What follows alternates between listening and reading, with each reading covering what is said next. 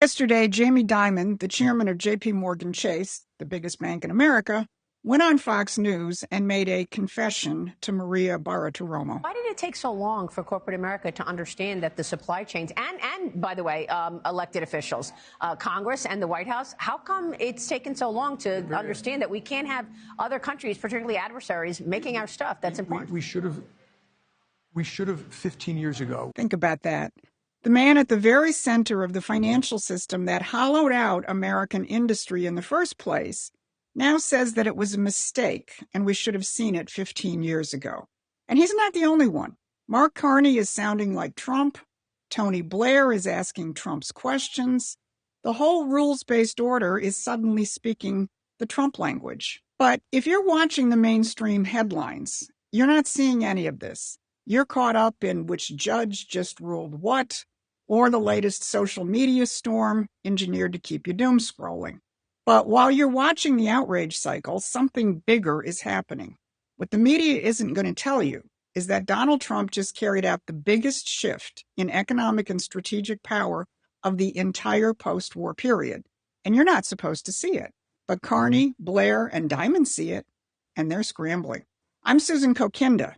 And we here at Promethean Action see it clearly because we understand what the real battlefield is, the one that President Trump is actually fighting on. So if that's your kind of fight, hit those like, share, and subscribe buttons so we can stay in touch and reach more people. Here's what I'm going to cover today. First, how Carney, Blair, and Dimon are suddenly echoing Donald Trump and scrambling to pour their old imperial wine into rebranded bottles. Second, why this administration's revival of the American system is why they've suddenly had to start talking about industry and growth. And third, why their rebrand is dead on arrival, because you cannot revive the American system on British imperial principles. So let's start with the rebrand. When your enemies start sounding like you, you've already won the battle. This week we heard from Mark Carney and Tony Blair, two of the most notorious operatives of that rules-based post-war order. Then Jamie Dimon chimed in for good measure. So Canada's Prime Minister and the central banker's central banker, Mark Carney, was at the New York Economic Club on May 28, where he repeated his now familiar line that the rules-based order is ruptured by Donald Trump's policies and that clinging to it nostalgically is not an option. But then he launched into his new Canada Strong pitch. So in our first year in government, we cut taxes on incomes, on capital gains, on new business investments. We introduced something called the productivity superdeduction. We're in the process of catalyzing $1 trillion of investment in Canada over the course of the next 5 years in energy, transportation, data, and defense. We've launched our most significant regulatory reforms in generations to fast-track hundreds of billions of dollars of nation-building infrastructure projects, and we're realizing our full potential as an energy superpower. Because a country that can't feed, fuel, or defend itself is not truly sovereign. Because, as well, strategic autonomy today extends to building partnerships and capabilities across AI, financial payments, space, critical minerals. So there you have Mark Carney talking about economic sovereignty and energy and business investments in strategic minerals. It almost sounds like a discussion at a Trump cabinet meeting. But Carney isn't joining MAGA because the rest of his speech highlights all of the underlying policies of globalism: free trade, green energy, and perpetual war with Russia. Well, here's what happens when you stick with those globalist policies, however you may want to repaint them. Reuters just reported this: a surprise technical recession for Canada. And they report that Canada's economy posted a surprise contraction in the first quarter versus the year before, making it 2 straight quarters of annualized decline. That's not exactly Canada strong. But let's look at another paragon of the post-war order, the one across the pond. Tony Blair just wrote a post-mortem on Keir Starmer's epic electoral defeat in local British elections a few weeks ago. And Blair weighed in on the Labour Party debate with this very long article entitled, "The Labour Party is playing with fire over its future and the future of the country." Blair argues that the Labour Party is going to have to reassess its soft left position. He said, the government is governing from an essentially traditional labor soft left position, parked firmly in the party's comfort zone. Whether it's a leadership change or not is irrelevant if it doesn't start with a policy debate. Are we really prioritizing economic growth, essential not just for prosperity, but for social justice, if there is a slew of policies we're implementing which might restrict it? Does our economy need right now the goal of clean energy or cheap energy? How do we justify adding to the welfare bill when it's already ballooning and taxes are high and getting higher, and we're told we have to increase defense spending to prepare for the possibility of war? Got all that? Tony Blair is questioning clean energy, the welfare society, and defense spending. The man who gave us new labor and the war in Iraq. So while Blair and Carney are trying to rebrand, Jamie Dimon is confessing. He's out in California at the 2026 Reagan Economic Forum, along with Scott Bessent, who we'll hear from in a minute. But in that clip we showed at the top of the show, Jamie Dimon acknowledged that outsourcing was a disaster. He also jumped on board to agree with the new Fed chairman, Kevin Warsh, on the need to reduce the Fed's balance sheet, which has been a source of almost free money for Wall Street since especially the 2008 blowout. After making those mea culpas, he waxed eloquent about the former might of the United States when we were the arsenal of democracy. You got to read the book Freedom Forge, how the America got fully engaged after Pearl Harbor. Like, we went from building almost nothing, no ships, no tanks, no aircraft, to we built 144 aircraft carriers in 4 years. There was no car produced in America from 1943 to 1945. Wow. All those plants, all of them, and not just GM and Ford, all those plants were building bombers, fighters, tanks, jeeps, ships. We went from building a Liberty ship in 1 year to 2 days.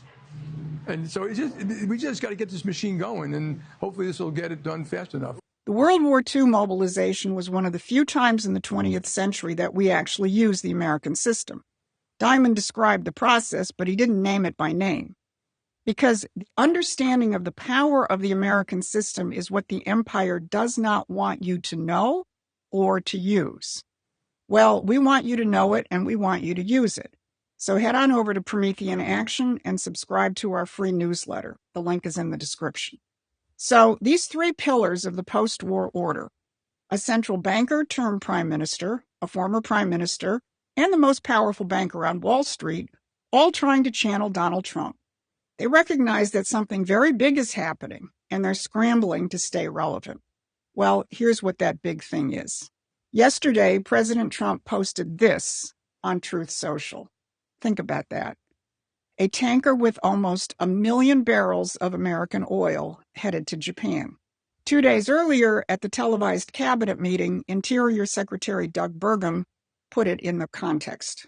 And of course, you mentioned Venezuela, but all that flowing to our Gulf Coast refineries is also helping to keep the price of gas down at home.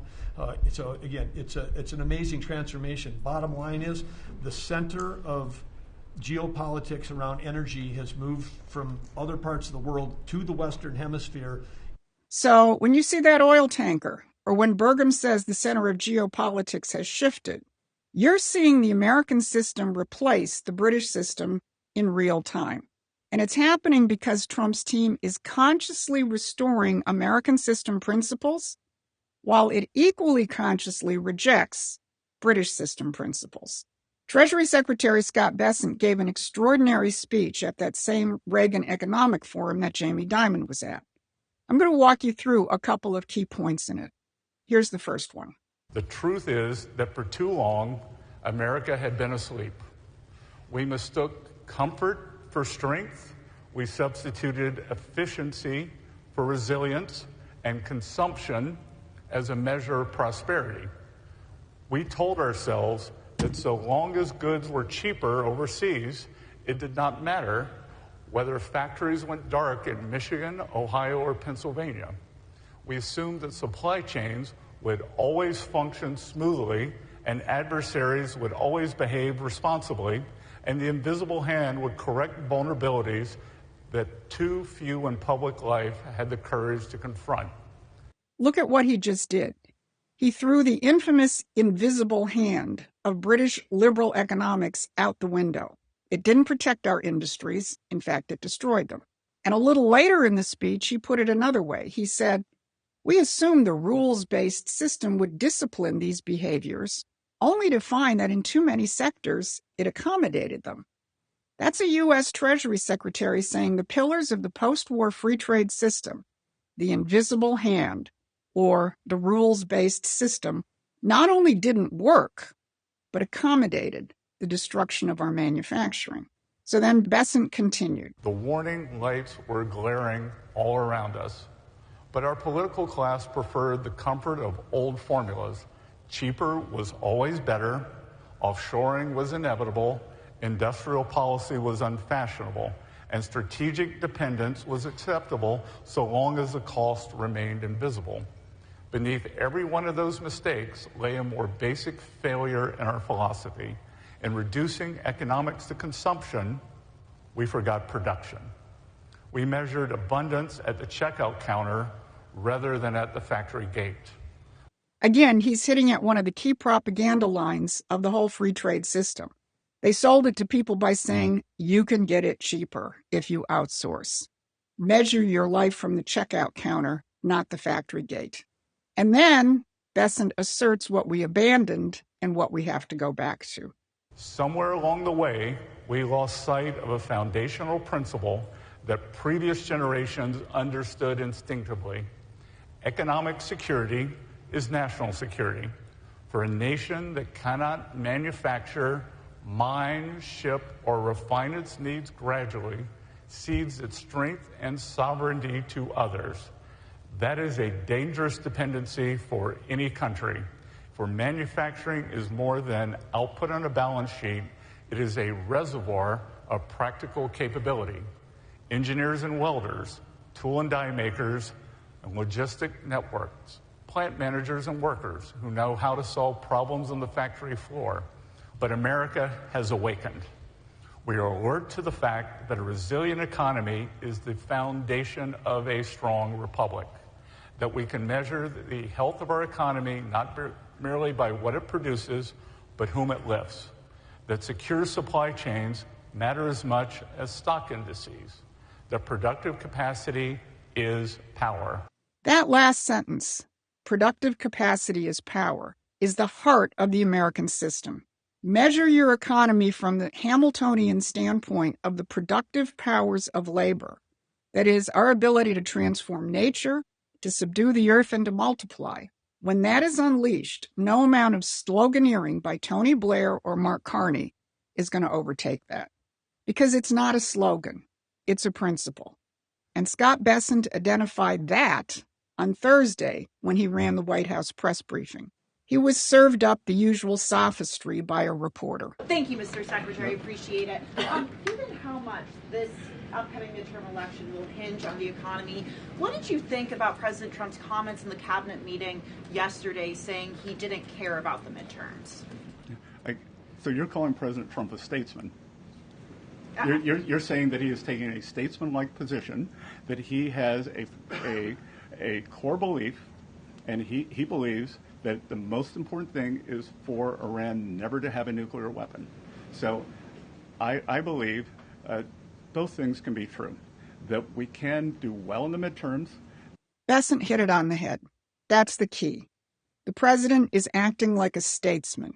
He's acting from the standpoint of what the nation and the world need, not from short-term political gain, as important as that may be. That's something that the spokesman for the establishment can't counter.